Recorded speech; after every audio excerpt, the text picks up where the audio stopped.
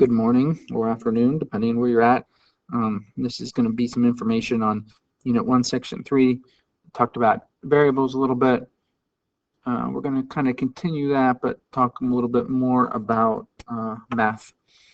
So first, take a couple minutes and try to figure out what's wrong with these.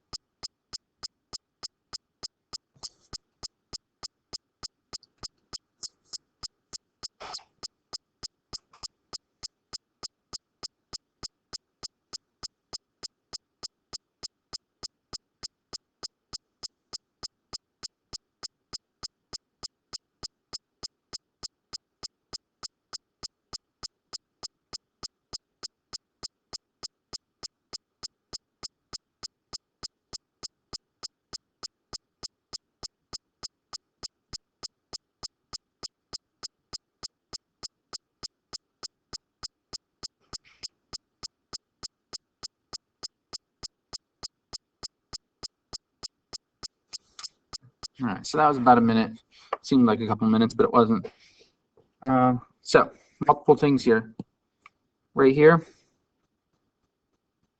remember camel case, that should be a lowercase d. Okay. Down here, that should actually be a capital S. I guess it's kind of hard to see if that's a capital S or a lowercase s. That shouldn't be there. And these should be brackets. Okay. Moving on. That shouldn't be there. There should be a space there, but not that. Let's see here. This should be a capital S. And down here should be a semicolon. Again, I know it's very detail oriented, but that's kind of the nature of the beast.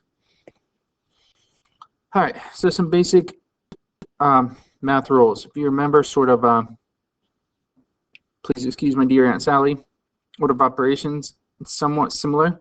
So it's going to look for parentheses first, and then exponents, and then module, multiplication or division, and addition and subtraction. Now you may be asking yourself, what the heck is module? Module is like a division, but with remainders. Okay, so it's a remainder after a long division. So for instance, if we would do 10 divided by 2, okay, 10 divided by 2 is just 5, and there's no remainder there, right? 2 goes into 10 5 times, and there's nothing left over. It goes in perfectly. Okay, so the answer to this is not 5. The answer to this is the remainder of, I don't know why that right there, but the remainder of 0. So 10 module 2, let me scroll down a touch, is 0. Now if we try one that doesn't work out nicely, for instance, 37, if I ask you what's 37 module 3, okay, 37 divided by 3. So we start with 3. 3 goes into 3 once, so we subtract 3. That's a 0, so we have 7 left over. 3 goes into 7 twice. I can't go in more than that because that's more than 7. 3 times 2 is 6. So see down here, we have this remainder of 1. And that's smaller than this number, so that's our remainder. So 37 module 3 equals 1. Okay. We will kind of see where modules are used later on. So a good advice is when you're doing codes that involve math, use doubles, because a lot of times that math is going to create decimals.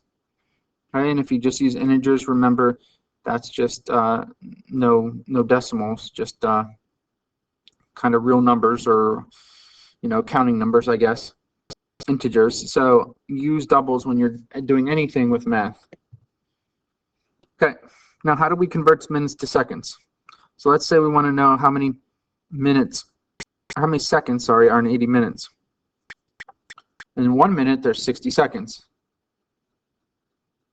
Okay, so 60 times 80 would be 480 seconds.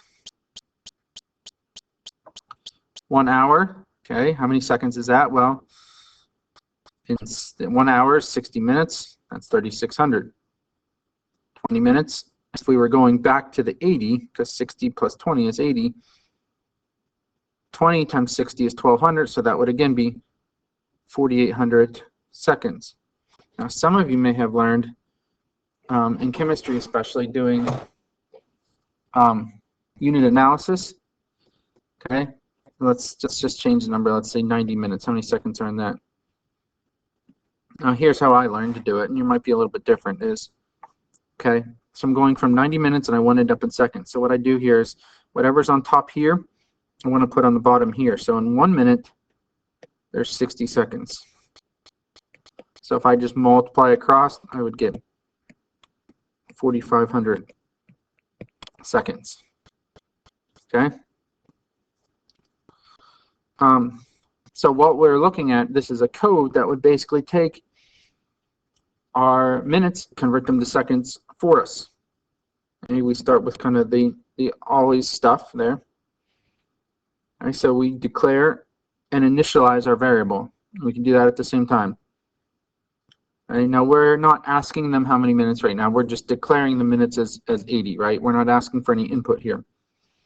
Notice the math here. What we're saying now is the number of seconds that we declared as 0, knowing that was going to change, is going to equal the number of minutes times 60. I'm not putting quotes here because it's a variable. Okay, so it's not a string, it's a variable, times 60. So then we print out the number of seconds, and notice that's in quotation marks again because that's a string. That's something we want to print out. Those are letters, plus, okay, number of minutes. Notice here too we left a space so that when this prints out, it doesn't just keep it all clumped up kind of. Okay, so if we didn't put that space, it would be number of seconds in 80, blah, blah. If we put that space before the quotation, it's going to look nicer like that. Then we put the number of seconds here, and we can put the period. We don't have any spaces there, so that period is going to go right after the number of seconds. Okay.